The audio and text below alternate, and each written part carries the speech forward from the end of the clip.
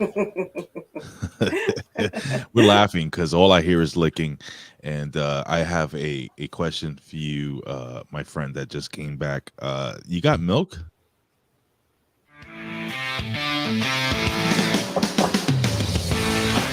The A Show. Where smart is the new sexy. And now, April Hunter. Welcome, beautiful and intelligent people, to the A Show. And I am your host, April Hunter, coming back from Philadelphia this week. Thank you for being patient with me. And across from me is my beautiful co-host, Big Ray. What's up, Big Ray? I'm doing wonderful. I'm doing so good. So good. Never did any better. So good. So Are you? good. You're huge. You're huge. I'm huge. You're huge. I can't do Donald Trump. So, hi everybody joining us tonight. I'm excited. This is the second night show for me, so I love these hours. So, thank you. Hi, cool, awesome dude, Winona, Allie, Disco, Big Wig. It's nice to see you guys here. I'm very, very, very excited to be back on evenings, and I'm glad you guys are with us. So, I was kind of crap about keeping up with anything internet this week. Hi, Eva. You're blonde. I am blonde. What happened? Yeah. I didn't feel like washing my hair. So, wait. What are you fucking telling us here? Are you really a blonde and the red is just dirt? Well, I don't know. Could go either way. I'm cranky, April. You cranky? You want to know why? You need your nappy changed? You know what cool, awesome dude likes the blonde. Oh, jeez. I don't have the fucking sound. My boobies. Cheers. That boobies. I don't have it set up. Yo, let me tell you something, brother. Is it me or allergies are like freaking seasonal allergies are the worst this year? Oh, they're bad, right? Holy shit. I know, they're bad. A lot of people are like, I don't know, I never had allergies before. Yeah. But they got the jab. I'm just saying. Well, okay, so if you are dealing with if you're dealing with allergies, here is a life cheat that can help you. Jab or no jab. I like cheats.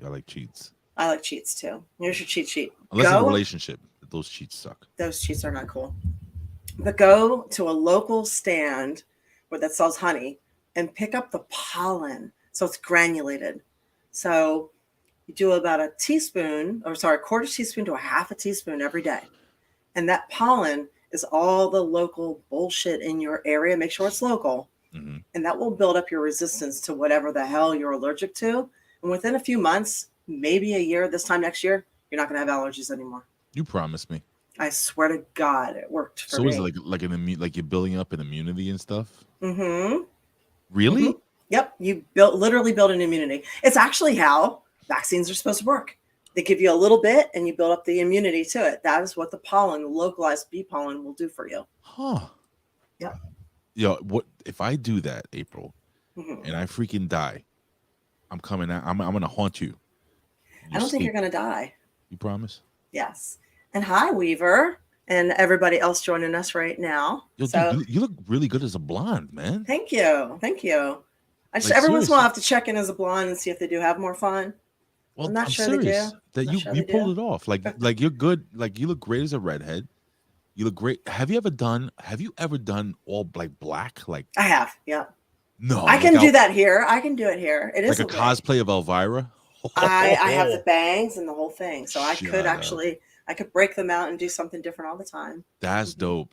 I gotta get my wig. Where's my wig? I don't have it here. But anyway, yeah, my allergies have been kicking my ass all freaking week, April. So before we even talk about any stories, you were away in Philadelphia. I want to give a quick thank you and shout out to the beautiful, to Noelle, awesome. Oh my God, dude. She was so much fun. It was her first podcast since December of last year. Oh, you're kidding. She was sick. She was in the hospital a lot. Oh, and wow. Yeah. So she got the strength, brother. She started hulking up, brother. And she did her first podcast. So now her and Vito are going to start doing podcasting again. That's great. We helped reinvigorate her. And I thought she did great.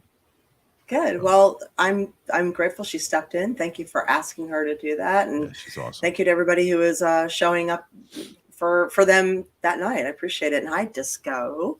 Yeah. So, oh, Allie, thank you. Says you were missed last week. Yeah, you Old were. I heard you were talking about old nostalgic stuff from the 90s and 80s. You're talking about that stuff. I think I called Noelle April like 3 times during the show. We all look alike, you know.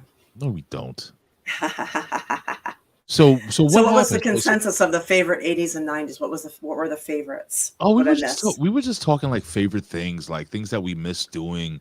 Everything from getting together and playing video games, like in one house, Yes. to certain foods and stuff, and Yeah. so that type of stuff. I mean, I do miss a lot about the 80s and 90s, but what's one thing that you really miss? Also, like telephone, like actually calling people on the telephone. What's one of the things that you really freaking miss, like as a kid? We were actually talking about this on the drive up, and hi, War Demon. Hey, Red Sunny. My vacation was actually good. It's hard for me to go on vacation because I'm self-employed. So I feel like I'm like damned if I do, damned if I don't, because I lose work and I lose things. You gotta take a break though. It's hard, but I need that break. Yeah. I need one soon. It's coming. But I also don't get, if I don't work, I don't get paid and I miss opportunities. But sometimes I just need to get off the internet and need to put the screens down. So it's never a vacation where I'm just like, oh, this is so great. I'm always like, this is great, but what am I missing out on? I should be paying attention to things. So my travel companion dealt with the bullshit from that. But what do I miss from the 80s and 90s? Let's see. We all used to go over somebody's house and watch MTV because there's only like one house. We spoke about that too. Yeah. There's only one house, like the one house that had the money or whatever, and they would get the cable. MTV. That was not my house. My parents were just like, you don't need that. We also didn't need a microwave. We didn't need a microwave. We didn't need a lot of things apparently. So we got what we needed, not what we wanted. So shit. Can you imagine not having microwaves anymore? Like now? Yeah. Honestly, yeah, kind of can because I cook like the only thing I do with a microwave is heat things up, like heat my coffee up. I don't actually cook anything in my microwave. See, well, my wife, when she cooks, she doesn't cook for one day. She cooks for multiple days. So having the microwave is like essential here because it sucks like having an old school heated up for 45 minutes before you can eat it. So, and I hate toaster ovens. Yeah, not a fan of toaster ovens. Hate those things. They take too long. I need it now. I miss. Let's see. I'm trying to think. I miss clean food where you could eat. What were they? French bread pizzas. Remember those French bread pizzas? Oh yes, like Elio's but better. I don't know. They were in the red box. You could eat as many of those as you wanted, and you would not gain a pound. Because I remember sitting as a kid. Well, I would sit there in front of the TV as a kid, like sit there, like my nose to the TV. They told me I was going to go blind. Well, I'm wearing glasses. And I was watching the Munsters and I would just, I'm eating French bread pizzas. That was like just joyous. I freaking miss, yeah. It's called high metabolism. Yes. I forgot about that thing. It's called playing outside. Oh my God. Yo, so what did you do over the last week exactly? So for the people that didn't, because you were traveling and I was. You have anything fun to report? Like, oh yeah, and somebody said opening the stove to get heat in the house. Yeah, we actually had a wood stove, but yeah, a lot of people use the stove. When you can't do that with a microwave, can you? I got a question. Do you remember that movie Apollo 13 with Tom Hanks? Vaguely. When did that come out around? 90 what-ish? Do you remember more or less? I don't know. All right, anyway. So about a year after that movie, we still didn't have, in my house, air conditioning. We didn't either. We didn't grow up with air conditioning. So my air conditioning was I would walk over to the freezer, open the freezer door, and just stand in front of it. Stand there. Yep. Yeah. Take some ice and go like this. Yep. Do you remember standing in front of the fans and going, like... Yeah, I do that to my wife now, though. Just saying your name. It's just so entertaining to sit there and go, Luke, the force is with you. I used to do that. Oh, my God. I used to do, whose voice did I do? Do you remember Orko from He-Man? The force is with you, Luke. Yes. Hold on. It's just not the same anymore. You just can't get that kind of thing. It's not happening here. I'm your father's brother, sister's cousin's former roommate. Yes. Yeah, I miss those things. So do you have anything fun That like one or two things that really stuck out to you during your vacation that you could talk about? Yeah, actually. So here was the plan. We did 8 days. So we left last Tuesday, got home super late last night. Mm-hmm. And the plan was to go to Philadelphia. My friend's family was there. I have like an uncle and an aunt there. But, like I had just gotten home from Memphis. I wrestled in Louisville the week before, I wrestled in Memphis the weekend previous to that. Memphis, I was Tennessee? hurting. And thank you, Red Sonny. Much appreciated. Oh shit! Wait a second. You actually wrestled? Boobies. I actually wrestled. Yeah, I had 13 matches that weekend. So packing matches. Yeah, and I'd 8 April, the are you weekend before. serious? Yeah, Your back must feel like shit. it did, and I let everybody know. Oh my god! I was like, I feel I'm good. not, dude. I'm not being fresh. How do they feel? Because I know they must be sore. Oh no, they're fine. Yeah. Yeah. Oh Yeah, my they're god. fine, Mine but- are not. Mine are sore. Oh. Okay. Yeah, they were fine. It's just I was just cranky and hurting, and elbows? tired, and just everything. My joints hurt, and just not sleeping well. You're in a hotel, and you have to get up early and catching the first flight out after being, the whole thing. So, 13 matches. That's so much. That's a lot of wrestling. And a dude. lot of there was a 20-minute match. Most of them were 10 minutes. I had a couple 15s, and then there were some God. 7-minute matches. There were longer matches. You were pulling like fucking main events. I started at 6 a.m. I got up then.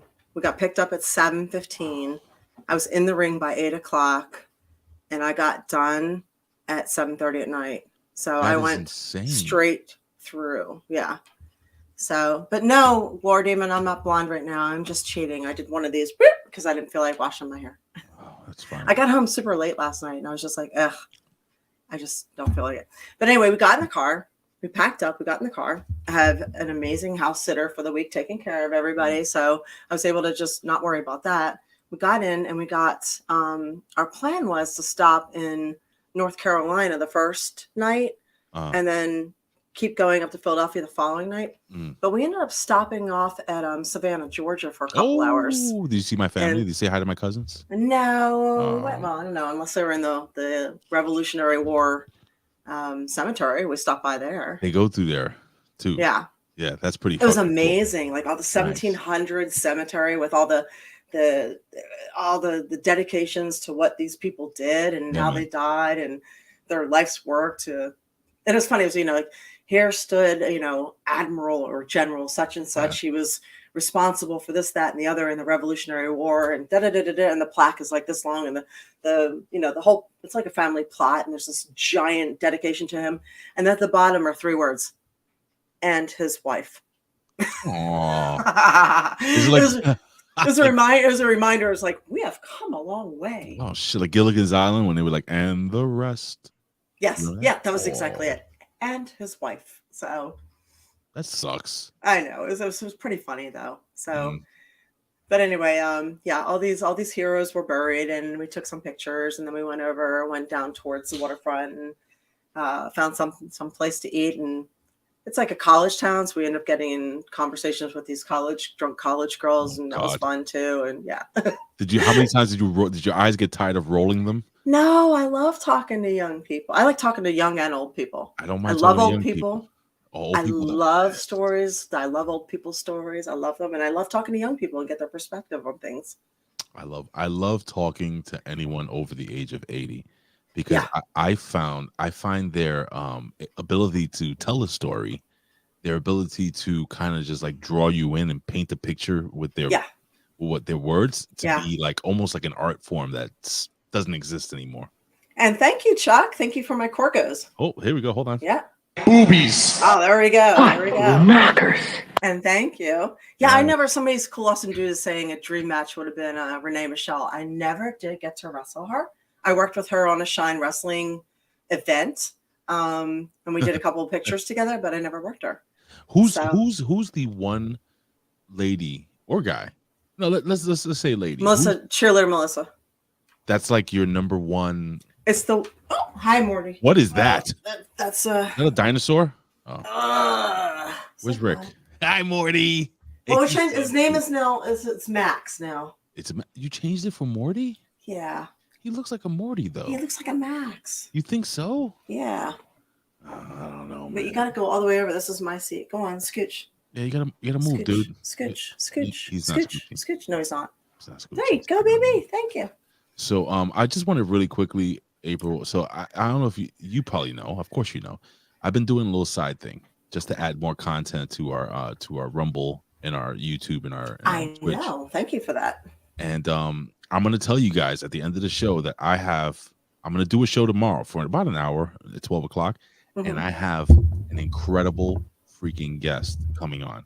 Let's just say that this person is a 20-year military veteran. So that's going to be really cool. And I'll tell you what we're talking about tomorrow. But anywho, we got a lot of stuff, man, to run through. We don't have to do the major stories now. You want to talk? What do you want to talk about? No, I'm just happy to see everybody. I see Clinton 37. I see Fury Power. Oh, boobs, Fury Power, boobs. Thanks for joining. Jay Hall. I see. Who am I missing here? I'm just rambling on, and people have joined in. So thank you. Yeah. AB Twitch. Hey, Alex. I know. So I'm seeing people, and I appreciate you for coming in. So yeah. So we hit Philadelphia, and on the way down, we went to Beaufort, South Carolina, and that was beautiful and historic as well. Over almost 100 movies and TV shows were filmed in Beaufort, including Forrest Gump. No, that's where you were? Yeah, we went to that beach. So if you saw me post the pictures of the beach, that was the beach that they did all the Vietnam scenes on for Forrest Gump. Right. Yeah. Really? For G.I. Jane as well. Did you get a chance to see the Forrest Gump bench? No. You know which bench I'm talking about, right? No. There's actually in that town, I think it's that town. They have the bench that he sat in, where he was sitting next to the last like a box of chocolates. Yes. No, we saw the bridge that they put the Mississippi River sign on, but it's actually the Beaufort Bridge that he ran over, and people got really upset to see Mississippi River, and they kept calling in to the city and saying, "Why does it say Mississippi River?" Now, like they didn't realize that they had left it up just because they're still filming. So I have a question. Hi, Wolf. What's up, Wolf? With yes, this Paris Island. Yes, thank you. With this post right here, my beautiful goddess April and Ray. Am I a beautiful goddess as well? I'll take it. Hey, we're all just a bunch of chubby theys and thems these days. That's it. We'll take it. Freaking take it. We're all gods, and you're a goddess now. So I'll take it. And by the way, we're starting to slowly but surely do pretty good on Rumble. So thank you guys. I saw that. Thanks, you guys. Appreciate you guys on Rumble. A lot of people are watching post on Rumble, so they're just picking up the show and watching it. So thank you. Leave a thumbs up, guys. Please share these videos and audio and everything that we put up, even the little teasers. Like them and share them, guys. It really helps us out, man. So thank you so much. Gan Wolfers says, "Oh, I miss how back in the 90s you can go through military bases as a shortcut to go to different places." Yes. After 9/11, You just had to be really careful because those MPs would ticket you if you were 1 mile over. Right. So you can't. You can't do that. And I don't know what he's talking about because I lived in New York City. You couldn't do that here. You could do it in Alabama. That's for sure. Alabama. So one of the things I want to tell you that I saw in Philadelphia that I thought was really neat. I was driving downtown. And I saw a huge billboard sign that said "Free Speech is," and it had fire. And there was all these signs that said "Free Speech is." And I'll show you. I thought this was really neat. Please do. Oh, that's dope. So these are all over Philadelphia. Apparently. So what, people are tired of the bullshit? Yeah, apparently there's a journalist company. It says FIRE, F-I-R-E, launches a $3 million free speech advertising campaign in Philadelphia, home of the Liberty Bell and the Declaration. It said the Foundation for Individual Rights and Expression launched a multi-million-dollar advertising campaign in Philadelphia to raise awareness of its mission, defending free speech for all Americans. Oh, fucking time. I think people are waking up, man. Yeah, the campaign is part of FIRE's recent $75 million expansion into off-campus free speech advocacy and defense, and it will feature ads on television, radio, billboards, and digital platforms.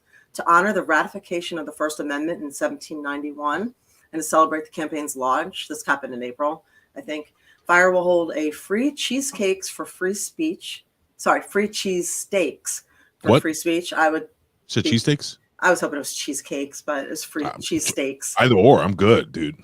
So they were giving away 1,791 free cheesesteaks at Pat's King of Steaks and Gino Steaks on Wednesday, April 5th. So we missed it at 11 a.m. So it says you can't talk about the Constitution or our democracy without talking about Philadelphia. So, yep, I thought that was really cool. It was nice to see that. Yo, Somebody said they just followed them recently. Yeah, I popped. I was like, what is that? Oh my God, there's a free speech thing. It's like, it's fantastic. Just really quickly, AB Twitch is asking, has been meaning to ask, have you two considered guest starring on Fresh and Fit podcast? I don't know what that is. Do you? I don't know what it is. Well, number one, I'm fresh, but I'm not fit. I'm getting there. I'm working, April. I'm working hard. Fresh is defined differently. Yeah, not like fresh like back in the 90s. I miss good words. I know. You see, you're fit. I'm semi. I mean, I'm telling you. Shut up, dude. 8 days of stop. eating. 8 days of eating. I didn't do cheesecakes, but I did hoagies. I did soft pretzels. I did custard. I did pizza.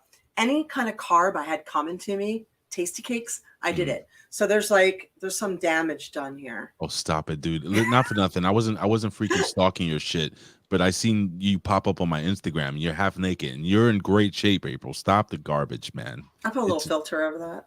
There was no filter. I did a little wash of a little filter. Bullshit. You look fantastic, man. Thank you. Whatever. Oh, by the way, yo, congratulations. So last night at work, real quick, I didn't tell you this. Billy Ray Valentine passed by my job. He does that every once in a while. Oh, Jesus Christ. I thought you were going to say Billy Ray Valentine passed. And I was like, no. Oh, my God, no. He will live forever. He passed by with his wife, his 2 boys, and he graduated after 5 years of college, of school. He's been doing that for a while. And he finally has finished. He is now I think he's a speech therapist now. He's a full-fledged, so he'll teach me how to talk good.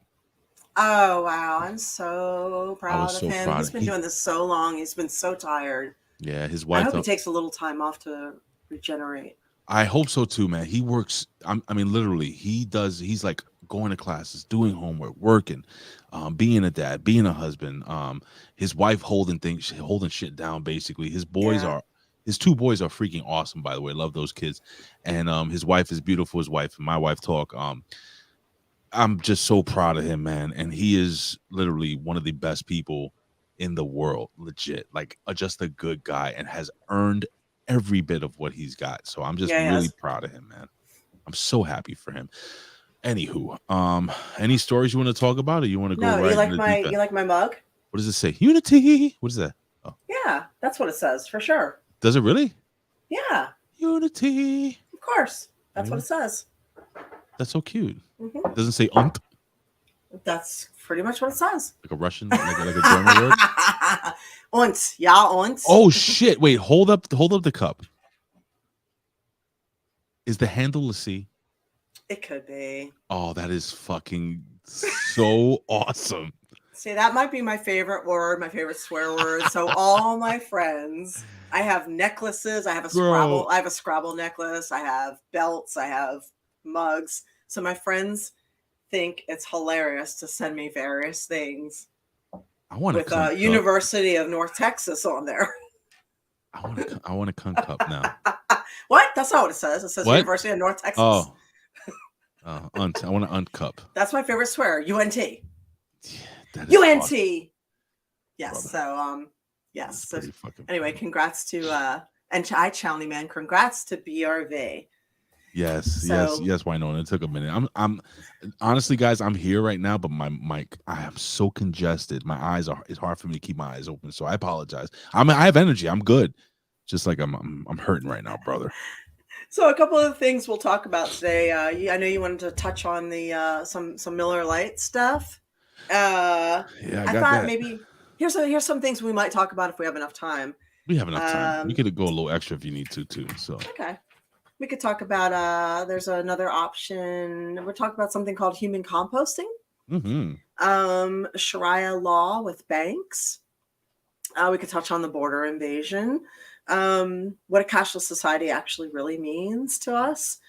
If you want to, I know you live in New York, so I'm sure the Daniel Penny arrest kind of means something extra to you because you run into so much. We could talk about that right now, actually, if you want. Okay, and then we'll also talk about an Orlando man who saw a need for soap to not end up in landfills and what he did about it. And some fun facts I learned while on this trip about Abraham Lincoln. Abraham Lincoln. Okay, cool. Yes. So cool. So where would you like to start there? Well, we could work negative and work our way up to positive. I think the soap story we should go home with that. Okay. But the Daniel Penny thing, this is the military guy that he was on the New York City train. And I actually, that story is what basically spurned me off to doing the A Show Extra. Okay. That was my first episode. And I was hot, and not hot like, oh, I'm so sexy. I was upset. Oh, annoyed. Of course you were sexy. I was angry. I was not freaking happy.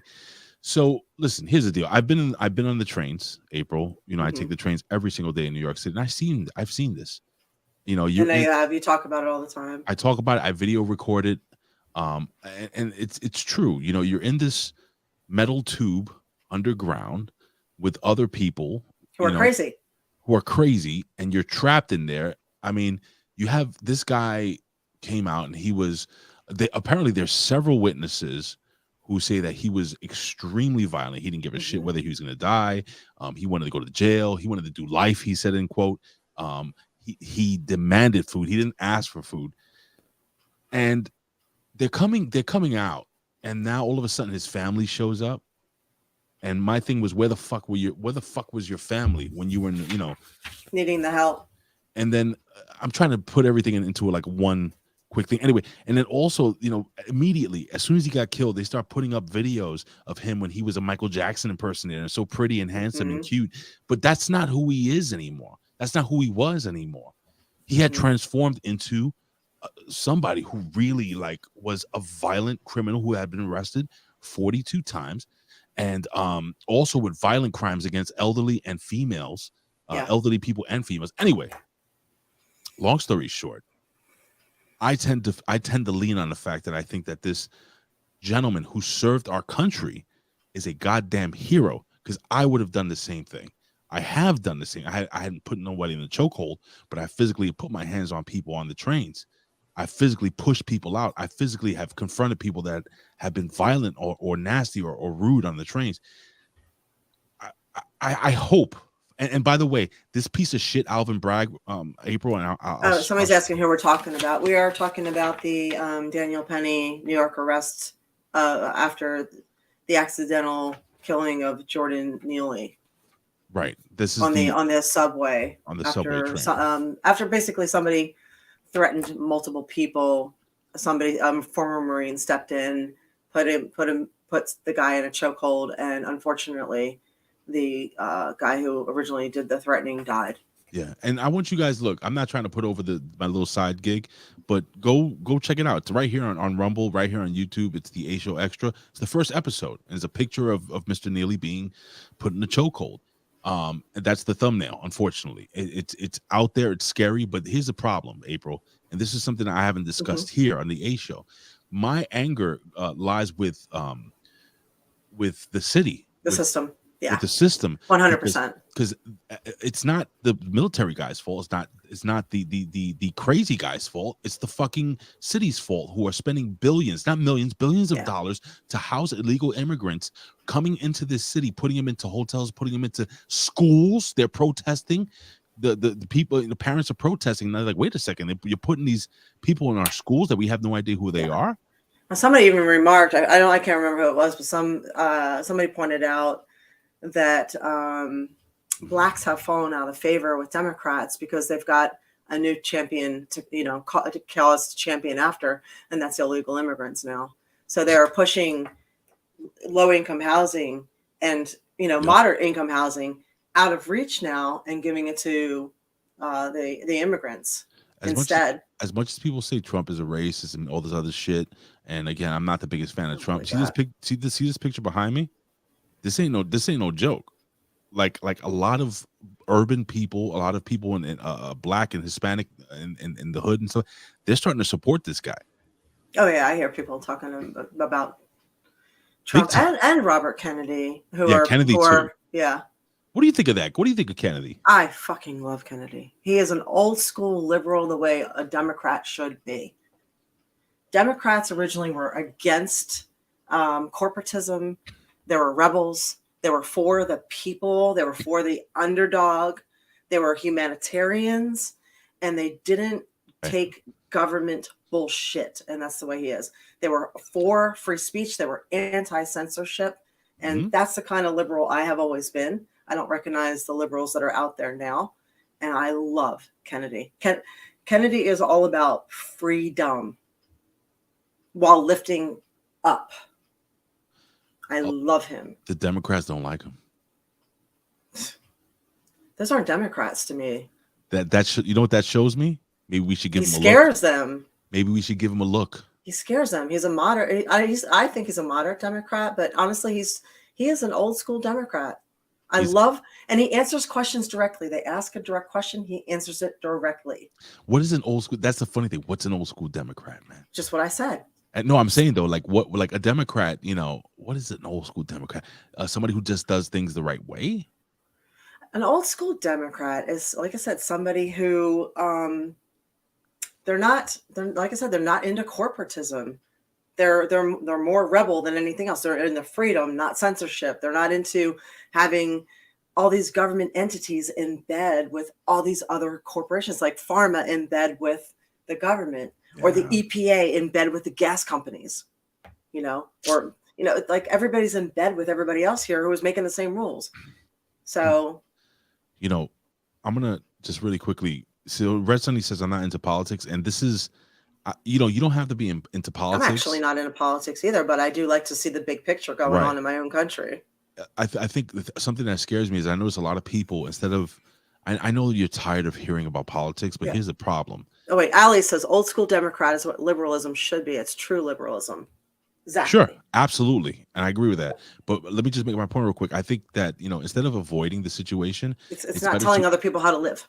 We need to educate ourselves on who we're voting for. And people don't understand this. Yeah, voting for the president is very, very, very important. Voting for your whatever.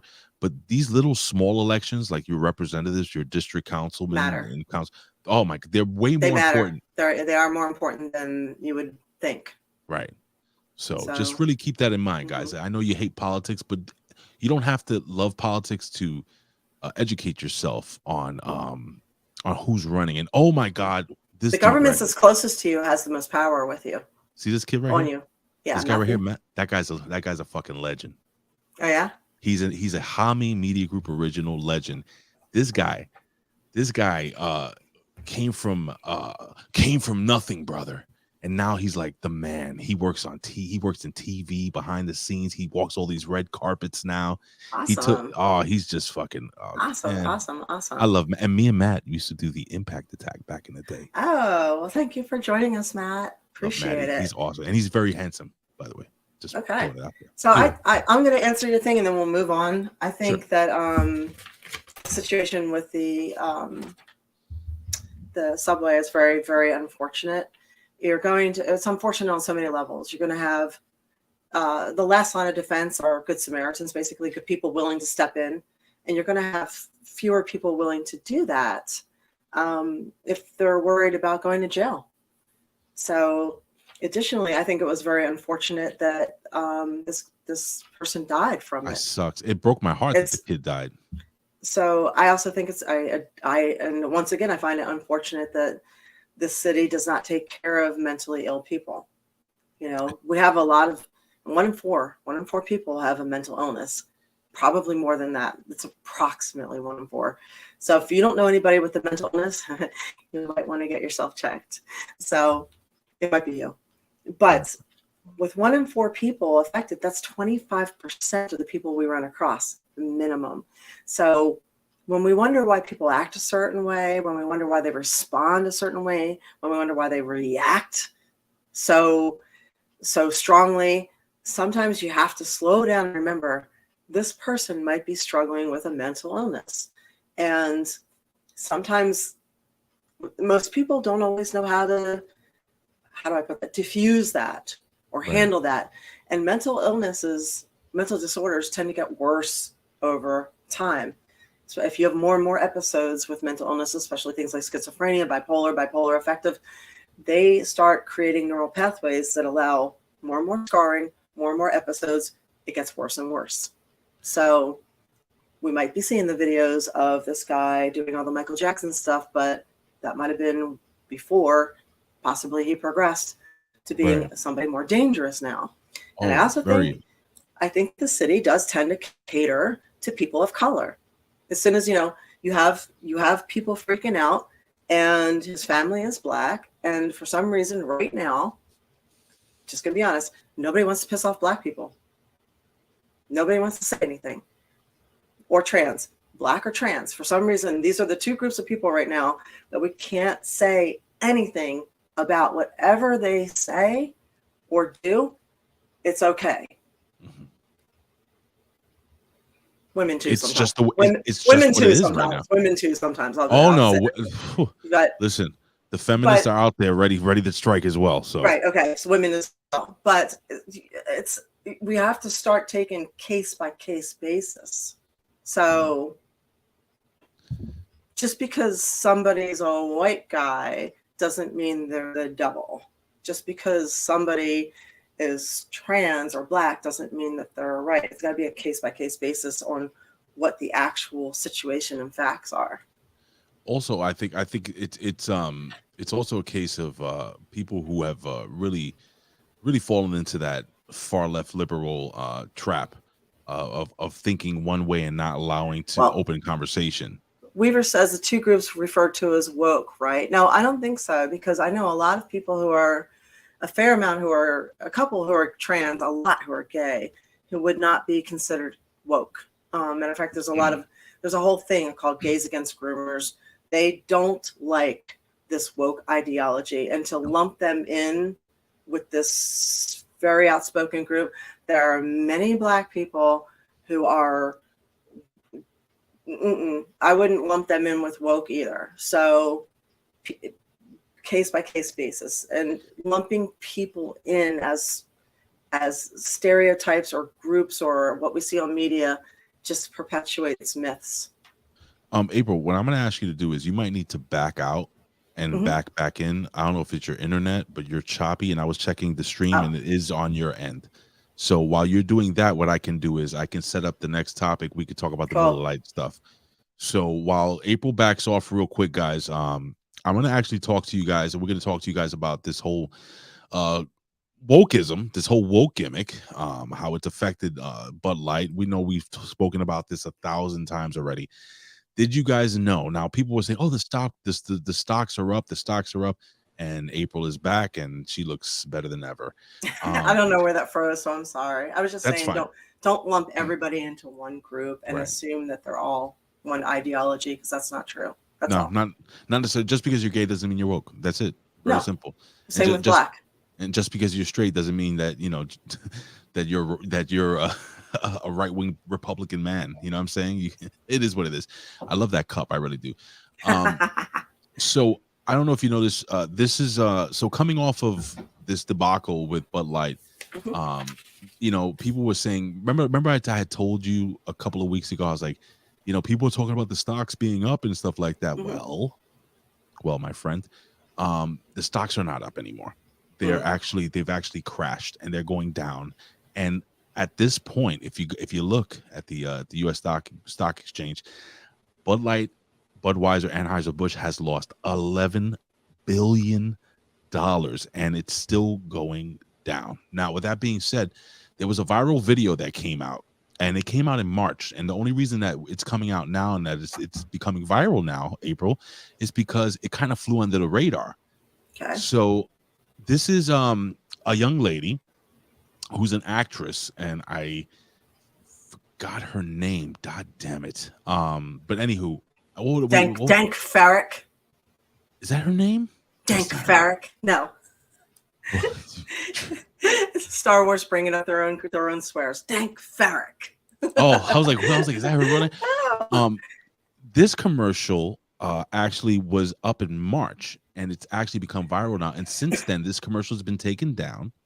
Also, the person who is in charge, or who was in charge of Miller Lite, has now taken down all of their social media. It's another very liberal Caucasian female who is along the lines of Heiner Schneid, the Someone other said lady. Ileana Glazer. Yes, I believe Okay, so. that's yeah. The Weaver Twitch said that.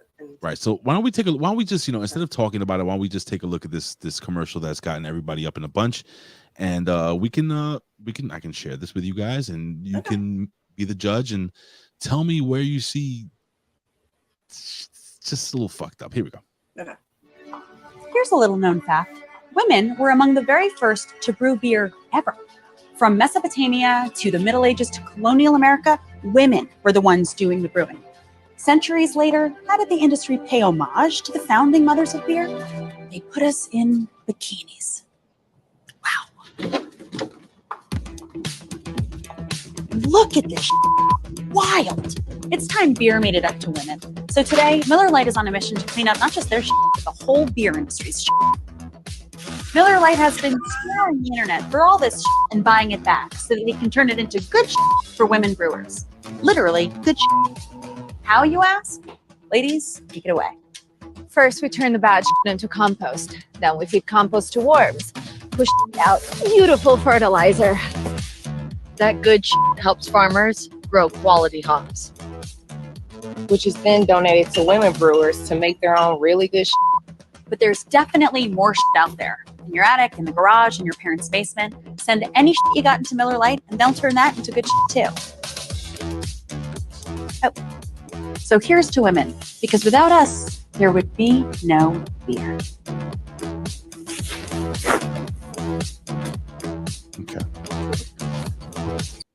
All right, that's bullshit. So I'm not sure. Wow. Wow. Okay, so so didn't the Germans start inventing beer? yes. Right. So they make it out of just 4 ingredients. So they're very strict about their standards of beer. Right. So that's how it was when I was there. So I hate everything about that commercial. Mm-hmm. Why? It's offensive. Oh, by the way, can I just show you something? Sure. When you type in Ileana Glazer, mm-hmm. right? And she's saying, oh, they put people in bikinis and right. I love hypocrites. And so hold on, let me throw this one up. So I don't know. Right. I mean, so hypocritical. Okay, so first off, bikinis sell, sex sells, as kind of does. As somebody pointed out, Allie pointed out, sex sells, you dumb University of North Texas person. Mm-hmm. As he mentioned it, I don't. First off, that was an interesting commercial. I don't think we should attribute the entire beer industry to women or try and rewrite history. There's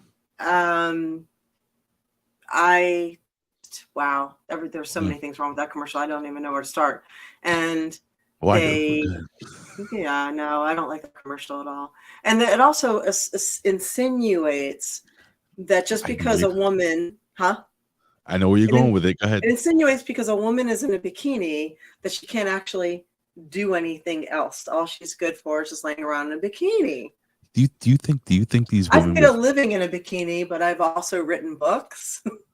I've created small companies. I don't think when women are assuming that other women are only capable of doing one thing because they fit into a bikini and can do this publicly, who's worse, the men or the women? Well, I have a question for you. Do you think just because, and by the way, I don't know if you remember this is the same young lady that was trying to make letting your underarm pit hairs grow a thing. She was trying to say some time ago. Bacteria that makes your armpits smell. No, that's gross. I'm just saying she was the young lady a couple of years ago who tried to perpetuate the fact that, hey, let your armpit hair grow. It's sexy. No, and Wolf says, "Oh, April is offended." It takes a lot to offend me, but when people just assume that, certain groups of people are one-dimensional and that's all they're capable of doing, it's just like, oh, here we go again. Well, also, not for nothing, and I had to do a little research on this one. So, so basically, what they're saying is that women, they can't get their own mulch. They need the help of this organization to find old posters to turn into. You know how long it takes to turn old posters and that type of shit into compost? Yes, I compost. It's a long process. Cardboard takes a long time. A long process for a little 50-pound bag. Yes. Here's the deal. A very small amount. Here's the deal. This is what's happening now. So unfortunately for Miller Lite, and by the way, Miller Lite is a Coors company, so Coors can go fuck themselves. Miller Lite is actually, I don't know how, but it's actually worse than Bud Light as far as taste. So I don't know many women that would actually claim Miller Lite. I would think that we would prefer to claim something like Stella. I just don't understand why they need to do this. Or Sapporo. I don't know. Check it out. I want you to tell me if I'm wrong here, and you could tell me, Ray, you're fucking wrong. But the thing with Mulvaney, I feel like this is worse, and this is why. This directly said, "Fuck you, men." Like, for me, this is what I heard. Fuck you guys. Not just young men, not just all men. Fuck you guys. Not just you fratty types. I was like, what the? Why would you do Well, this? I don't know what's wrong with these people. They just keep alienating the core group of buyers. Like, what are they doing over there? Did all the people who get the jab get brain damage or something? So Sophia, the name of the person, let me see, Sophia Colucci, chief marketing officer for Molson Coors, which also owns Miller Lite, has deleted multiple. I'm reading this, by the way, off of Newsweek. Deleted multiple social media accounts in the wake of backlash against two. In the wake of backlash. Right, and it's a 2-month-old beer advertisement. But again, the reason why nobody knew about it was because of this whole Dylan Mulvaney thing. God, your internet is not good this week. What's going on? Why? Really? No, you're so choppy. I don't know, April. I'm so sad. Let me just take my phone off of the internet. Maybe it'll help. Maybe the dog ate the wire. Maybe the dog ate the. Anyway, so anyway, it says here that as of Tuesday, Colucci's Facebook, Twitter, and LinkedIn pages were all either non-existent or temporarily disabled. Older posts published by Colucci and republished by the Daily Caller showed her Miller Lite brand support for the COVID-19 for the COVID. Mm-hmm.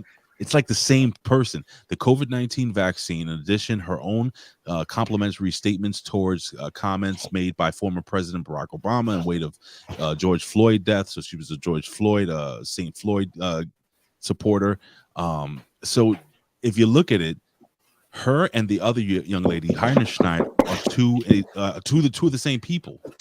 And by the way, your internet seems to be just a touch better. Okay, I just took my phone offline to try and see if I could speed it up a little bit. Yeah. Sorry. So your thoughts. I just think, honestly, I think companies like that need to leave their political opinions out of all of this, including gender and all that stuff. Just make the beer. Just make the fucking beer. Just make the beer. And again, the make the beer. Just make the donuts. Just make the bread. Leave your opinions out of it. Just make the CBD oil, and shut the fuck up. The only thing that anybody should care about is what shade of green the money is. That's it. Yeah, it's business, and business and politics that usually don't mix. Again, this is one of the tweets. All light beer ads must include a lesson of gender a lesson on gender studies to improve their. See, I told you. We talked about this show before. I said it's all about the ESG score. And that's what it is. It's about the ESG score. For those of you who weren't here during that show, here's why. The ESG score matters because in 2 years, come 2025, there are trillions of dollars being set aside for companies to receive who have a high ESG score. So they will be awarded this money. Here's what that means.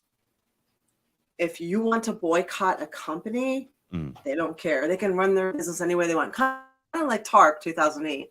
They can run their business any way they want because they don't need your fucking money anymore. They're getting money from overhead. So it doesn't matter if you buy their product or not. They're getting the ESG score money. So you can boycott them all you want. Yeah. That's Rob why they want it so bad. I wanted to show you Rob Schneider. I had put it up earlier here. Where is it? Rob Schneider had tweeted out, and this is a fallout from, this is all the same shit. Yingling, by the way, guys, is gonna really come out looking good on this. But Rob Schneider tweeted just about, I think, a day or two ago, Bud Light sales, and this is all in the same thing. Bud Light sales has just been surpassed by Camp Lejeune bottled water. Lejeune bottled water. Hashtag go woke, go broke. And yeah, I heard he was taking some shit. I love something. how so many Los Angeles celebs are coming out now. Like slowly, more and more and more of them are coming out and saying this is bullshit. Oh, but they've been wanting to say this. By the way, they wanted to say it, but they couldn't before. Now they're like, yeah. Rob Schneider doesn't give a shit. I know anymore. I know. Rob Schneider does not give a shit anymore. Yeah. He's made his money.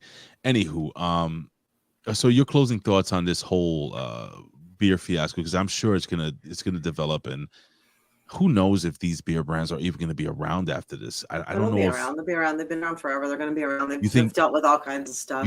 I think they should shut the fuck up and just make the beer. I think they should stop catering to women, stop catering to certain groups, stop alienating, or trying to cater to groups that don't even buy their beer. Stop alienating the groups who do buy the beer. Just go back to making funny Super Bowl commercials and shut up.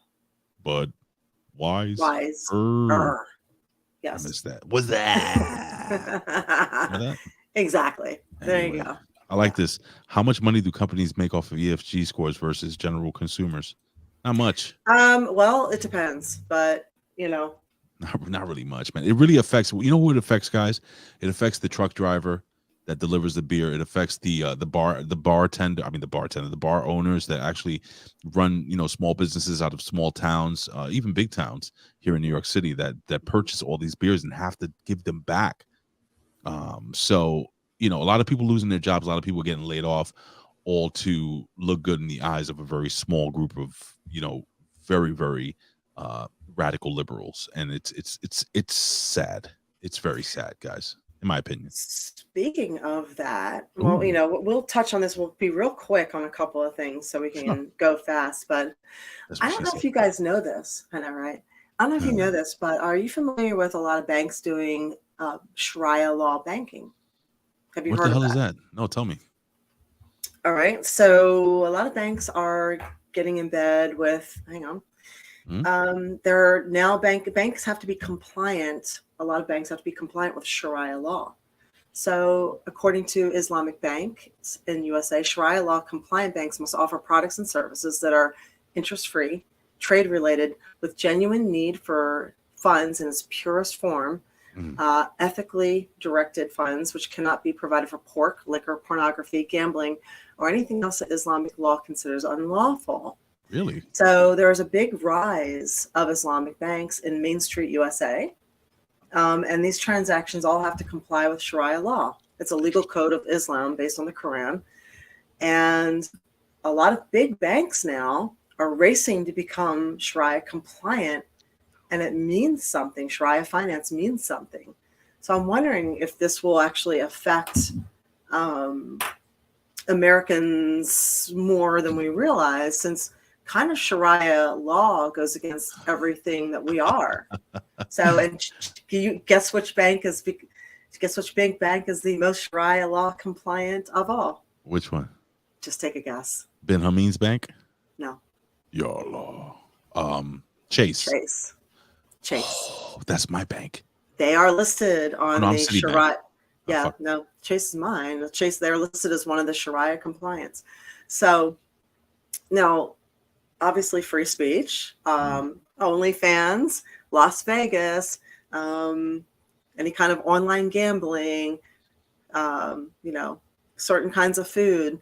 These are not Islamic kosher types of things. So, I'm just wondering, in the long run, will that be used against people? I don't know. It's something to be aware of, shall we say. So in layman's terms, what should we be worried about, though? I don't know. I just weird. didn't know if people were aware that this is a thing, and just to kind of be aware of it. That's all. It's odd because they say that Jewish people run a lot of the country and own a lot of the banks and stuff like that. So, and there is a conflict between there's been 1,000-year, 2,000-year, 3,000-year, 4,000-year conflict between the Jews and the Arabs. Is that the new war? I don't know. I don't know that either. Oh man, that's interesting. I honestly think there's no conflict with anybody as long as there's money. Yeah, it's very fucking interesting, April. And rolling into that, I just want to remind people, as of this summer, they're going to try and push these digital bank currencies on people. So I want to remind people what going to a cashless society actually means. Okay. So listen, people might think it's convenient, but here's what happens. If you try and sell something on Facebook Marketplace for a little side cash, you can't do it. No cash. No cash means no cash. It means that you can't give $10 or $5 to the homeless people. You can't give anything to homeless people anymore. It means you can't slide your grandchild or your son or your graduate $20 anymore. Wait a second. Does that mean during the holidays I can't get tipped by the residents as I usually do? No, and it'll be tracked and taxed. Shut the So you're going to lose a third of your money, 25% to a third of your money that comes in from tips or anything that you sell on your side gig or anything. It means you can't put money under your kid's pillow for a tooth fairy. It means you cannot. It means you can't tip a street musician or a busker out there playing the guitar that they're out there kicking ass on the saxophone. You cannot tip them. There is no cash. You can't stop and go to the local honey stand or the fruit stands where there's no internet anywhere because they're in the middle of nowhere. There's no cash. So if you were giving all this up, you need to really think about this before we agree to go this way. Because when we give up cash, it means we are now under the thumb of the government. We'll be taxed on everything. And they will sell the information of every single thing that we buy. They will have all that information and they sell it. Additionally, if we do something they don't like, they will lock us down. We've already seen them lock us down. They will lock us down and not let us buy certain things. Oh, no. So, and if they decide to meld your health information in with your banking information, here's an example. Let's give this crazy conspiracy theory example to you. So you go to the doctor, you're a little overweight, you've got some high blood pressure, and you're borderline diabetic. But Friday night, you want to order a pizza. Except that your card doesn't go through. You keep trying to order a pepperoni pizza, your card's not going through, Finally, it tells you that your health records are linked to your bank account, and it will not let you order pizza because your blood pressure is too high, you're pre-diabetic, and that menu item is not allowed. This is not a far-fetched thing to believe that could happen. So we need to think about this. I keep going back, and I know you may not be religious, to the book of Revelations, chapter 13, Everybody verse keeps talking 17, about it. Yeah. that no man might buy or sell save that he had the mark or the name of the beast or the number of his name. Scary. Yep. It's very fucking scary, guys. Yeah. A lot of us are giving away our freedoms. Rights. Your freedoms, and you're doing it for all the people around you as well. So you need to think about that. With the convenience. And there's also a 3 or 4% charge when you put all that stuff on credit cards that the waiters, they all have to pay that. For the convenience of tapping instead of reaching into a wallet and pulling out cash. Yeah. In New York City, you know how you've been in New York, you pay your use your Metro card or your tokens back in the day. Now they've pretty much eliminated all of that. Everything now you have to tap your cell phone or your smartwatch onto the turnstile to get in. My mother is furious. Yeah. And I told her what happened. I saw somebody in Canada. They took an older man to jail and threw him in jail. This woman's fighting because of her father, because he didn't have the Can Arrive app on his phone. By law, you had to put the Can Arrive app on your phone. What is that? It's the vaccine passport. It was all your health care. They you have vaccine serious? passports in other countries. We're the only ones that we don't have it. You know why we don't have it? Because we have guns. They're trying to take those away from you too. But yeah, he didn't have the can. He didn't have the can arrive. Yeah, black market pizza. No kidding, right? It's gonna be You start so calling. good. You're like, Vinny, you got the oven running tonight? Do you have any pepperoni, any sausage? Wow, what I is this want some math? sausage. Is this No. Steiner math down here? Mark of the beast, 60 seconds and the minutes. Wow, that's interesting. Oh, Oh. wow. I don't know. But I'm just saying, 4 years ago, we would have thought what happened to us now is bullshit too. Like, oh, it's conspiracy theory. You need to, someone said, what's the alternative to cash? There is no alternative to cash. Maybe Twitch. Do you have chickens? Do you want to trade eggs for like somebody who has soap? Because unless you are in a position to repair things, unless you've got skills or something worth trading, you're fucked. And most people don't have any skills or anything worth trading. Well, we discussed this last week, or maybe a previous week, how, 80. Oh no, I was discussing with Ben. I think maybe Ben. Anyway, how 85% of the jobs that we do now in the next 10 years are going to be obsolete. They're going to be done. AI. 85. Like all the order entry. Yeah. Even my job. Why do you think they're talking about how this is a depopulation thing? All those people not working, how are they going to handle that? Yeah, and some people are trying to portray it like, oh, this is going to be the evolution of humans. We're going to be able to be more creative and have more time on our hands. Bullshit. You're going to sit around and get fat and play video games and jerk off. Yes, I do that anyway. Jerk off and yeah. Except nobody's actually gonna. And some people say that sounds wonderful, but I don't think it sounds wonderful. No, it's not. And can I tell you why, April? I don't think it's wonderful because I think we should all have the need to do something. Yeah, humans need to have a purpose. This is why, like people like you and I, April, me on my days off, I need to do stuff like this, podcast and produce and audio, edit video and stuff. I need to stay active. It gives me purpose and gives me meaning, and I get to connect with all these fucking awesome people and you, even though we're not sitting in the same room. I personally am using technology to keep my mind going. Not everybody's going to do that, guys. Just saying. Scary. So we'll move on from that, but I just want to reiterate, if you can pay in cash now, any chance you get, pay in cash. And if you can avoid places that are saying that they won't take cash, try and avoid them and boycott them. If you can. Because that's what you can do now, is make it known with your money that you're not happy about the way they're going. So just a suggestion. Yeah. So there is we now have a third option when people die. So you can be buried, and apparently we learned that the difference between a graveyard and cemetery. Do you know the difference? A graveyard and no. What is it? What is it? So a graveyard is attached to a church, and a cemetery is an individualized plot of land with people who are buried on it. Okay. So you can be obviously buried. You can be cremated, or now you can be liquefied, which is called human composting, or referred to as human composting. So how this works is very interesting. Let me find the little article for you and see what you think. Sure, take your time. I also after we talk about this, want to talk about this young man who lost his NFL career. After some fake news, some bullshit, but we'll talk about that afterwards. We'll do that. So this is being brought in under it's more eco-friendly.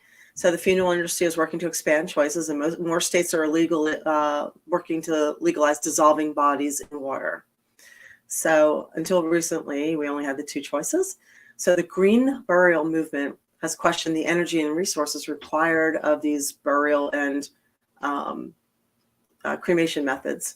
So here's another option: dissolving a body in water, or alkaline hydrolysis. So a body is submerged in a solution of heated water and lye. After a matter of hours, everything but the bones dissolve into a liquid made up of water, salt, and other components, safe enough to go down the drain. The remaining bone fragments can be crushed into ash for scattering, burial, or memorialization. Body donation programs such as the Mayo Clinic have long used the process, sometimes known as water cremation. 20 states, including Florida, California, Utah, Illinois, Georgia, and Texas, I believe, have moved forward with this. Obviously, casket companies and the Catholic Church have endeavored to halt the legalization of it. Casket companies probably don't like that very much at all. So here's where it gets sticky. In the UK, they are not allowing this. There's a morgue warned against flushing liquefied dead bodies into the water system. Now, if you'll remember, England had a horrific outbreak of mad cow disease. Remember? So they couldn't eat beef forever. And I don't know if you remember, but mad cow disease was caused by cows. I remember that, where the cows were fainting and stuff. Yeah, and it would make you crazy. That makes them crazy. And if you ate it, you would go, you could get sick too. So what caused mad cow disease is that cows were being fed beef. Cows. So, and apparently the same thing happens. Oh, shit. Wait a second. They were getting fed to each other? Yes, they were. Oh. And allegedly with cannibals, this happens as well. So if a cannibal will go crazy eventually. Something happens in the brain when they eat human beings. So, oh no. A crematorium in England was to dispose of dead bodies by liquefying them in a process called alkaline hydrolysis. There's just one problem. The city's water officials have absolutely refused to allow the liquefied remains to be flushed away with regular sewage and be returned into the public's water system. Oh. That's what they're doing in these states in America. I'm going to be drinking grandma, you say? You are. We already are. In Florida and California, you are. If cremating dead bodies by liquefying them and flushing them away sounds shocking to you, take note that the practice is already legal in 15 states in the United States, including California, Florida, Minnesota, and Maine, Healthline reported. So, and they put it into the public water system. And someone's saying solid green. All right. I got a soundbite for this one because fuck you, you're cool, and fuck you, I'm out. I'm done. Yeah. I'm fucking done. Yeah. Are you kidding me, April? No, I'm not. I wish I were. I find that so goddamn disturbing. I can't even begin to tell you. Like, that bothers me so much. I mean, it's bad enough we've got fluoride in the water, but now we've got we still have that too? Now we've got water, our neighbors in the water too. Do you remember when they used to make us swish with fluoride when we were kids? Mm-hmm. I went to the dentist this last time, right? Fuckers. And my friend actually, remember Ty, who came on the show? Yeah, he's awesome. So he's a water expert. When is he coming back, by the way? He'll come back anytime. Tell him to come back next week. Yeah, he's a water seafood expert. And he said there's no reason ever to have fluoride in the water. So when I went to the dentist, I said, don't put fluoride on my teeth. And they stopped. They're like, why? And I was like, because I don't want it. So the dentist took a look at my teeth. They're all Cuban, by the way. The dentist looked at me and he goes, oh, you should never, ever get fluoride in your teeth. He goes, as a matter of fact, he said, buy toothpaste that doesn't have fluoride in it. He goes, you've been over fluoridated and you can see it in your teeth. I was like, what? I've never heard that before, ever, in all the years I've been alive. He goes, I don't know if it's recent, if it happened, or when you were a kid. He's like, your teeth have too much fluoride already. I was like, well, tell you're not American. Thank you. Good Lord. Yeah. So this ain't right, man. So yeah, so these are things that we should know are happening. And like I said, not telling you anything to unsettle you or freak you out. It's like a knowledge is power thing. So yeah. Just letting you know. So that's there's something there. So I say so too much. So I need to entonces. I need to say something. Entonces. That's a really long 3-syllable word for so, right? Entonces. Sí. Okay, entonces. That's terrible. I also learned that Abraham Lincoln's body was stolen. He was not a popular guy. I'm sure historians already know this. Here's a little history nugget. Like Weekend at Bernie's? Yeah, basically. So they took his body. Now you got to remember, he freed the slaves, so that made him like persona non grata to some people. Yeah, they didn't like So that. they tried to desecrate his grave, desecrate his body parts. They took his body apart.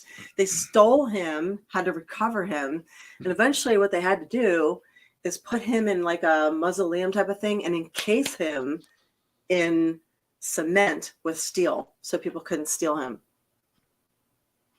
So we learned a really cool, and I wish I could remember I'm so embarrassed I can't remember the guy's name right now, but we learned a really cool story this weekend when we were in Beaufort of a woman who was homeschooling her young child, and she also had a slave, and he was about the same age as her daughter, and she brought him up and would teach him the same thing she was teaching her own child.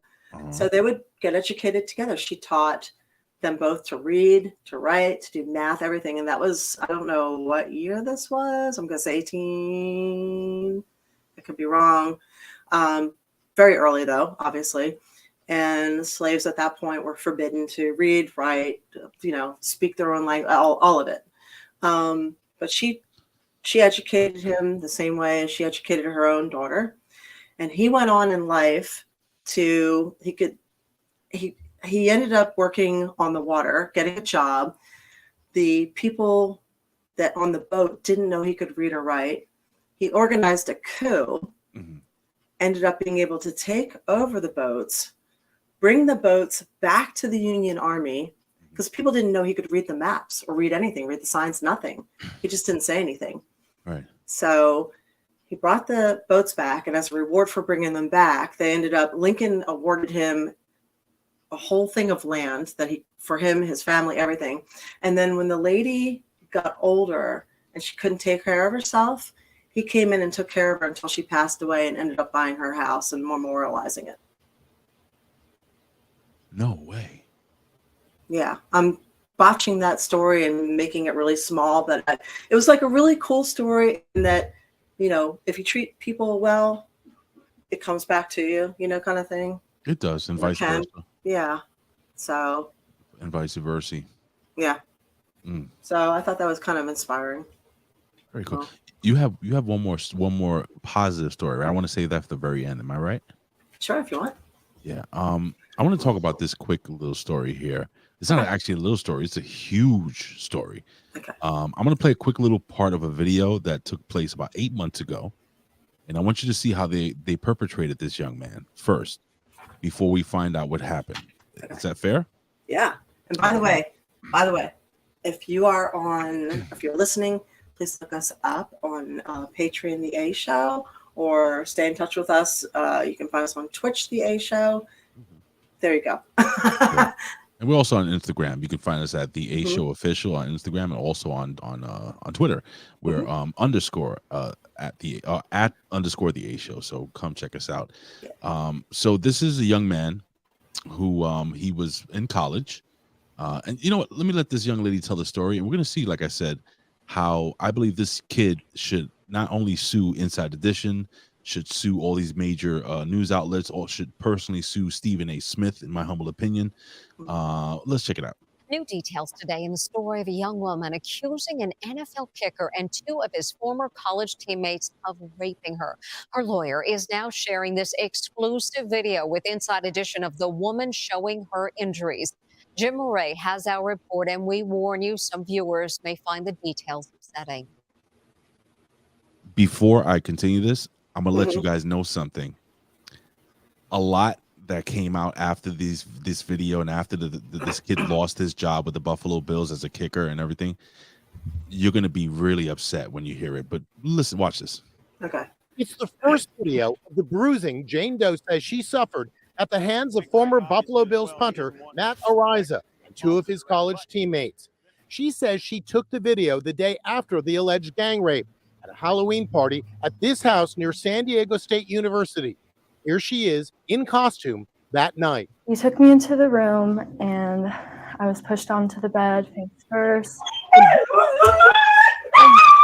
In the aftermath of the attack, stained with blood. This bleeding on my legs. I had blood on my face. My costume was covered in blood. Today, we're also seeing her diary entries from the day after, which her lawyer says bolster her credibility. I have no idea how long I was even in there or how many guys had sex with me, she wrote. All I keep replaying in my mind is being face down in a random bed, just waiting for it to be over. Many today are wondering why it took so long for these allegations to come to light, since it allegedly happened last October. That's 10 months ago. Some are suggesting the university kept it under wraps to protect a winning football season. I'm going to stop that there. Okay. And then I'm going to jump to this just video. Assuming, isn't it? Hold on. I'm going to jump to this video now of Stephen A. Smith, ESPN. This guy is an opinionated son of a bitch.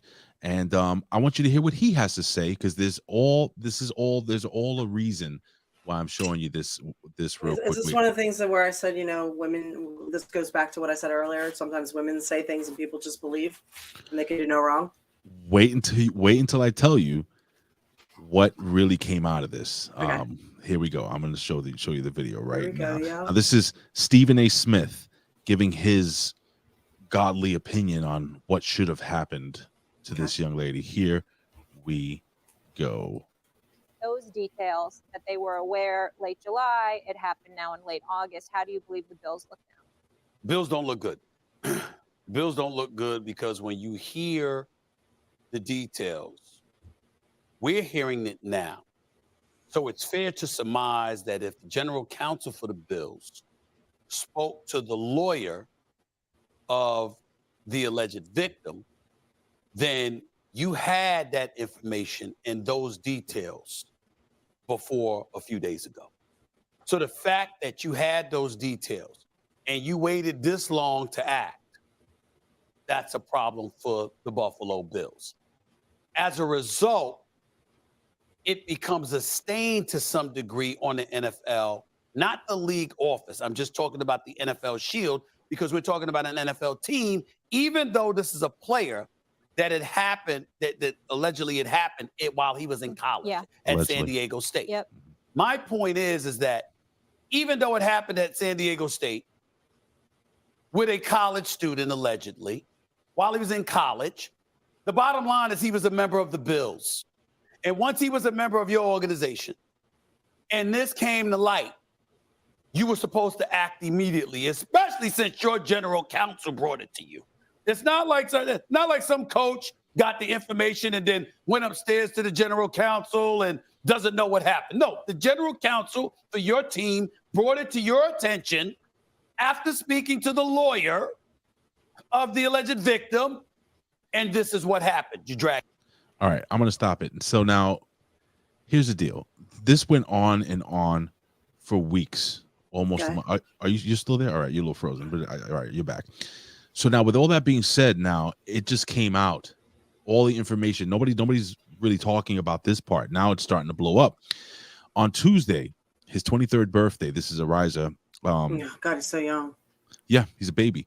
Talked to the Union Tribune about the allegations. All right. So here we go. So I'm just going to tell you, because I've done all the research and I'm not going to read anything.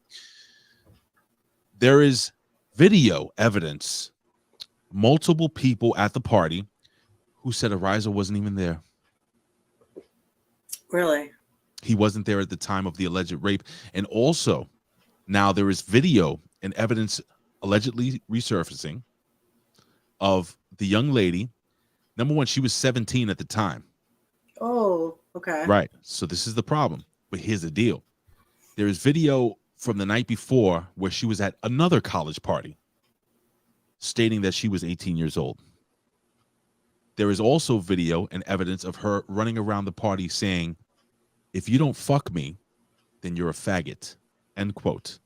Oh, girlfriend's crazy, huh? She was going around allegedly soliciting sex. She wanted to be gangbanged. And there is now also video that people, this is what vindicated the kid, of the actual act. Araiza's not there. Not only that, but allegedly the young lady is having one hell of a time and enjoying every moment. So she wasn't face down in the bed waiting for it to end? No. Thank So God now This is such a rare thing. You say, thank God someone videotaped the act, but this is one of those times, huh? This is what pisses me off. This kid who was, now a lot of kickers don't get a lot of publicity, but this kid went viral because he had one hell of a leg. And he was able to kick the ball really, really far. I'm just making it simple for people that don't know football. He was a very good kicker. Long story short, this kid lost his NFL dream because of a lie. Somebody owes him something. And you have all these people. So I just played 2 little video clips. Do your research. Tons and tons of outlets screaming, angry, saying that this kid needs to be arrested immediately, that he needs to lose his job. The Buffalo Bills are wrong for not saying anything. Don't you think maybe the Buffalo Bills also had the same questions maybe anyone would have using common sense? Like, can we wait to find all the evidence before we publicize this? But no, moving forward, this 23-year-old young man who could have been an NFL player, they say he was good enough to be a Hall of Famer. That's how good he was. Will never be the same again. Now, unfortunately for him, he wants to get back in the league. Even though he's innocent and he didn't do a fucking damn thing wrong, this will stain him for the rest of his life. Why is that fair, April? It's not. It's absolutely not fair. And how do you even fix that? So you remember that kid that got accused of wearing the red MAGA hat and being disrespectful to the, you know, I'm talking about the people, the indigenous people, and yes. And like every media, they're doing the research, the media and the journalists all blew it out of proportion, and they basically destroyed this like 19-year-old kid's life on that because they used like a little snippet of video instead of the whole thing. Right. How this is not that different from that situation. So they ended up, that kid got a lawyer, his family got a lawyer and sued the shit out of like every single media outlet, didn't they? And won each time. So why can't this guy do the same thing? I think he will. So I think there should be a civil suit or a suit against every single person that perpetuated this against, defamation. And I think he should sue the Buffalo Bills, and I think he should sue the NFL and Roger Goodell, the owner of the NFL. I think he should definitely sue everybody. This is a case of just don't rush to judgment. Unfortunately, like I said, this young man has lost his career. Now, what happens to the girl? Does she go to jail? Yeah, she should go to jail. Or a mental institute. She should maybe be put in a mental institute. There's something wrong with her. I want to follow this story up in a couple of weeks. Let's see how this plays out. Before you give your last story, April, are you a vegan or a vegetarian or anything? Fuck no. No, okay. No, I eat meat. It's tasty. Do you like milk? I do, but I don't drink it. So I don't believe we should drink it past a certain age. Well, for you guys who don't, necessarily think, you think drinking milk is hateful, we have something for you. And I'll play this little video for you guys. You ready? Of course you are. Hi, I'm Aubrey Plaza. You know me as an actress, but I'm also the co-founder of Wood Milk, the world's first and only milk made from wood. Wood Milk started with a simple idea. I saw a tree and I asked myself, can I drink this? As it turns out, the answer is yes, if you make it into milk.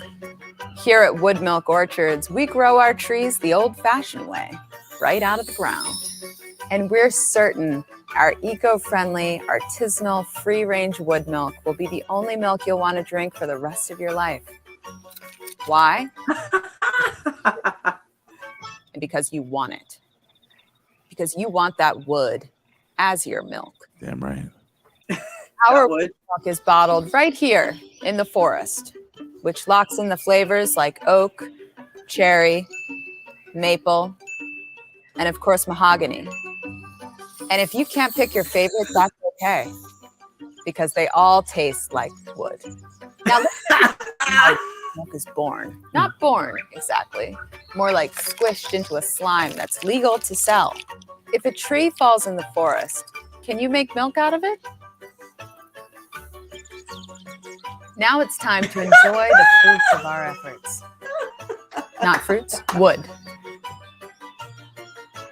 Oh, that's disgusting. Got wood.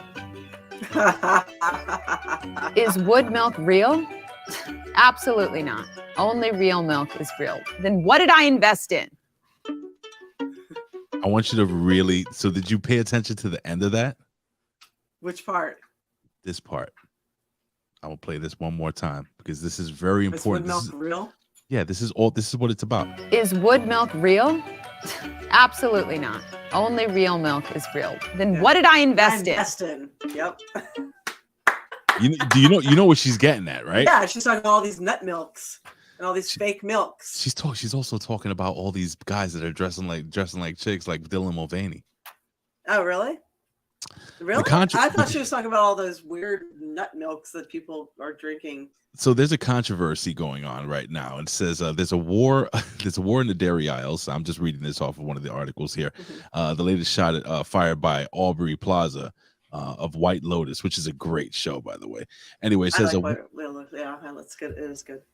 It says that it says basically, let me just scroll down so I could just the backlash. Okay, here we go. It says it's safe to say that millions of people who regularly drink plant-based milks don't think it tastes like wood. Otherwise, the industry wouldn't have grown to so fast. Blah, blah. So, all right, I'm not gonna read all this. So basically, what's happening is that it's just like a little jab at vegans, at people that drink. They don't everything. have the best sense of humor sometimes. They don't. And also, this was kind of a little just side jab at people who portray themselves as a certain thing and they're really not. No. And she is getting lambasted. But I gotta be honest with you. You see the first video that we played with about the beer and she, the girl is coming over, the young lady's coming over trying to be funny just by cursing, and she's funny because she's cursing and shit. No, I thought the cursing was overdone.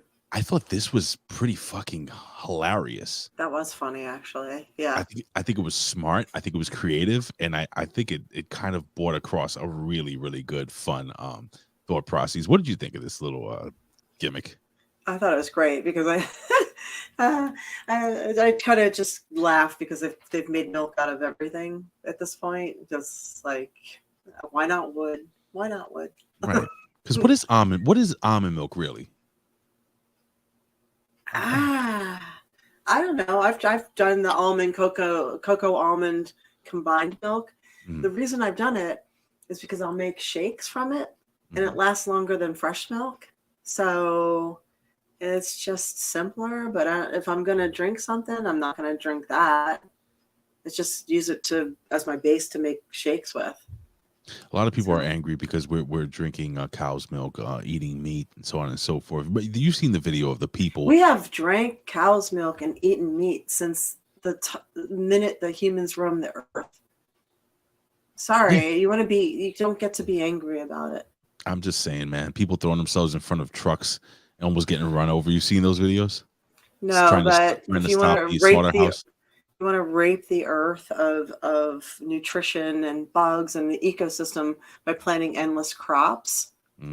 So because you're upsetting the ecosystem doing that too. You're screwing up the land and disturbing everything underneath just to make fake processed meat that isn't actually meat. Just a little bit. Just saying. I love a good burger. So almonds soaked in water over time, it can be like a fake meat. Same with walnuts soaked in water. So a walnut soaked in water actually can imitate meat pretty well. I've had some of the pretty decent vegan food, so I'll eat anything. I'm just, Have you seen the what do you call it, the mushrooms that they turn into chicken? No. The fried chicken. You haven't seen that? No. I've done. They've done the ones with the beef though, right? The like the portobello ones. I think. I think is it portobello mushrooms? Mm-hmm. I believe it might be, and it looks like chicken, man. It's like fried chicken. I want to try that just to see if it's any good. I'll try anything once, but come on, leave milk alone. What did milk ever really do to you? What scams say? We eat chicken fetuses that's inside a hollow shell. That's a fact of life. It's actually not a fact of life. So we eat an egg inside a hollow shell, and most of them are unfertilized, so they're not a fetus. So it's just an egg kind of like how a woman has a period, and when it's not fertilized, it's not a baby, so it just passes every month like a period because she's shedding the egg. So it's not a fetus. So, but there is an Asian culture that does eat a fertilized egg, and it's called balut, and it's a semi-fertilized egg, and they eat it that way. Balut? Balut, yes. It's like, I want to say it's like Indonesian or something. It's a delicacy. Yes, Cisco said balut, yeah. Oh, I found it. I found this. I'm gonna show it. I'm gonna show you real quick. Okay. This shit right here. Cook like that. So we're back to the plant-based chicken series. I have made chicken from grapefruit. I have made chicken from wheat gluten. And recently I made chicken from jackfruit. Wow, was that good. Now, I've also done a mushroom series where I turned mushrooms into bacon. I recently did a mushroom steak. And one of my favorite recipes was my lobster mushroom. That tasted incredible. I never knew that a mushroom could taste just like lobster. I don't know who this guy is, but he seems like he really loves what he does. Well, today I finally got my hands on it. I want to try his food. Say again? I want to try his food. And Disco saying it's Filipino, balut is. Thank you. Did I try it? The chicken of the woods. Now, this is a mushroom that's a little hard to come by. It's only around a certain time of the year. I was able to find it from a shop based in Oregon. I'll leave a link in the description below. Now, I ordered a pound of this, but unfortunately, a lot of it didn't make it over on the trip. So all I have is it's a little less than a half of a pound right here. Now, a lot of you have recommended that I try chicken of the woods because of its very distinct and incredible taste. I'm gonna fast forward it just so you can see what the finished product looks like. Because I've never seen a mushroom cook like that. Let me see. That's unbelievable. Hold on. That just looks perfect. I'm going to tear this open and just see what that texture looks like on the inside. Does he drip it Just through like egg, KFC. or what does he use for bread? Oh, wow, that looks like chicken. Oh. Oh. I mean, look at that. I'm gonna send you the That link is afterwards. Unbelievable. What does he use That's to bread it with? unbelievable. Oh my God. I think I bread. can't believe the texture of think bread. these. I really don't get it because I've never seen a mushroom cook like that. These are absolutely incredible. I'll tell you right now, if somebody gave this to me, I would think that I was eating chicken. There's no way I would know the difference. That's mind-blowing. I think you should try that out. You want me to send you this link? Sure. I'm I gonna would send- totally try. I'm gonna send- I'm not above. I'll eat, like I said, I'll eat anything. I will eat vegan food, vegetarian food, meat food. I'll eat it, but I prefer clean food. Pepper truck. So, all right, last story. Take us home, April. all right. So there was an Orlando man named Sean Seipler. Hopefully I'm saying this right. Seipler, who was a road warrior, and he was bothered by the fact that he would go to these hotels and see everybody chucking away these barely used bars of soap. So he called down and he asked them, he's like, what do you do with them? And they're like, well, they end up in the landfills. So what does he do? He creates something called cleantheworld.org. So cleantheworld.org, where he started personally collecting the little bars of soap from the hotels, and he would clean them. And there's a process called rebatching or French mill, where you take the soap and you grate it back down and you heat it down, and you can rebatch it into new bars of soap. And he would send it to children in disadvantaged areas of the world, because dysentery and diarrhea is one of the #1 killers in some areas of the world. So, and it's caused by not hand washing.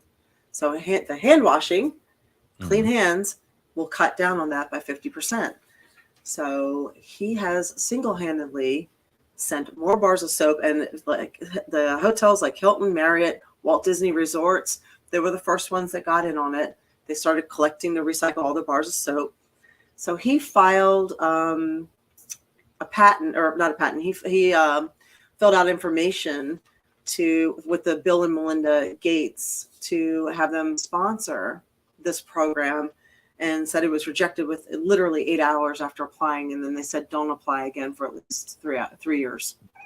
Why? They just had no interest in it. I couldn't see where they would make the money. So it serious? was only helping people. It wasn't making any money. So they weren't interested. So instead, he couldn't get it financed. So what he decided to do is he talked with some of the hotels, and they decided to implement, you see those little fees at the end of your bill? There might be a little 50-cent fee there. That 50-cent fee goes towards sending the bars of soap to be re-cleaned and cut down and remelted, and sending that bar of soap to somebody who needs it, so it doesn't go to waste and end up in the landfill. Oh, That's really good. Yep. And if you want to have anything to do with that, it is called cleantheworld.org. And it started right here in Florida by some guy who just spent a lot of time in hotels. That is how one person can make a huge difference in the world, and you can too. So don't ever think that your idea that you're thinking about can't make a huge change in people's lives. So do that shit. Sometimes you just got to try. Mm-hmm. Am I off here? Anywho, April. What? It's been one hell of a show. It You has. got to figure out your internet gimmick, man. Next week. Whew. It was working just fine. I have Spectrum now. I don't know what happened. I didn't come home and restart it. So You like Frosty the Snow Chip half the show. It's not your fault. It's probably what do you have, Spectrum? yeah, it's much faster now. I don't know what happened. I don't know, man. You know, I've been considering getting a long wire, and just wire my shit directly into the thing and stop using Wi-Fi, because it's been happening to me too. And Spectrum is just the fucking worst, man. Yeah, well, around here, Spectrum is pretty good. So I haven't had any problems since I've used it, except for this time. But maybe I just need to restart it and start it again. So, Yeah, like a reboot. I get it. Yes. Yeah. Well, anyway, so sorry April, about that. it's all good. It's not your fault. I just want to make sure that people can see those boobies that are bouncing right now.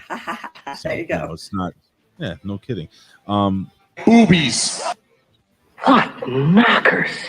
Any anything you want to say good to the people? Where can they find you? Where can they follow you? What you got coming up next? Let's see. You can find me on aprilhunter.net, patreon.com/aprilhunter. You can find me on Instagram and Twitter at Real April Hunter or April Hunter. I'm real easy to find. Considering I just got off the road, right now I'm going to focus on trying to get caught up with everything. Mm-hmm. How about you? Very cool. Well, pretty much same shit. You can find me everywhere on social media at Big Ray Hernandez. And don't forget, tomorrow I'm going to be jumping on from 12 noon to about 1 p.m. Here, hold on. Let me just hit this gimmick. What knockers? And I was going to throw this up real quick. Oh, I can't throw it up. I don't want to block this. But really quickly, guys, tomorrow it's going to be, this scares me. And we're going to be talking to a 20-year Air Force veteran. A gentleman that served all over the world, all over the United States, and we're going to talk about these propaganda videos from other countries, these recruitment videos from the United States, so on and so forth, and why it makes us look really weak, and why people from other countries are not taking our military serious, from an actual person who served our military here in the United States, if you're from the United States. So with all that being said, If I can say something real fast. of course. Being as though I'm several generations of military here and grew up on bases, I'm going to say that the easiest way to destroy a country is to, what are men typically known for? Being tough. Right. Men are known as the protectors, right? Yeah. So if you can go in and you can destroy an entire, I don't know what you want to say, an entire population of males and make them effeminate and soft and weak and chubby, how hard is it to take over that country? Not very. No, and it's a very, very easy way to infiltrate this country from within using this Cold War that we've been in for years now. So it's a psychological propaganda. That's what we've been dealing with. We are in a war, and it's a Cold War, and people will just have not been able to see it. So, and if you speak out against it, you're a problem. But that's what's happening. Well. So anyway, thank you to everybody who is here. I appreciate you. Thank you for showing up. Don't weep over the loss of my red hair. It's coming back next week. So there. And I will see you next Wednesday live at 7 p.m. with Big Ray, and we will have more conversations. If you want to hear anything particular, feel free to submit it to us. Ladies and gentlemen, we'll see you next week on The A Show. Yeah. Don't forget the A Show Extra tomorrow, 12 p.m.